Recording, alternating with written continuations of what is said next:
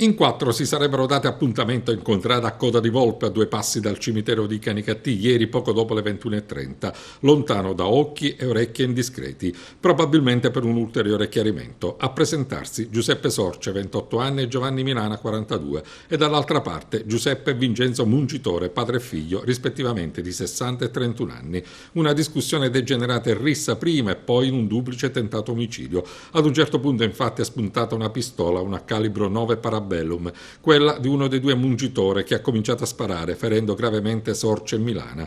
Entrambi sono stati portati e medicati al pronto soccorso dell'ospedale Barone Lombardo di Canicattì e sottoposti all'intervento chirurgico. I medici hanno asportato parte dell'intestino ai due. Sul posto sono piombati gli agenti del locale commissariato di polizia per avviare le indagini, che nel giro di poche ore hanno portato all'arresto, compiuto all'alba di oggi, dei due Mungitore, padre e figlio. All'origine del duplice tentato omicidio forse, ipotizzano gli inquirenti, questione legata al mondo della droga, una ipotesi che attende però un maggiore riscontro da parte degli inquirenti, che stanno conducendo le indagini coordinate dal PM e dalla Procura di Agrigento Antonella Pandolfi. Da chiarire anche le modalità dell'agguato. Non è da escludere che uno dei due feriti abbia pure estratto una pistola che ha spinto uno dei due Mungitori a sparare per primo. Una vicenda ancora tutta da chiarire e da decifrare, e non si escludono novità nelle prossime ore.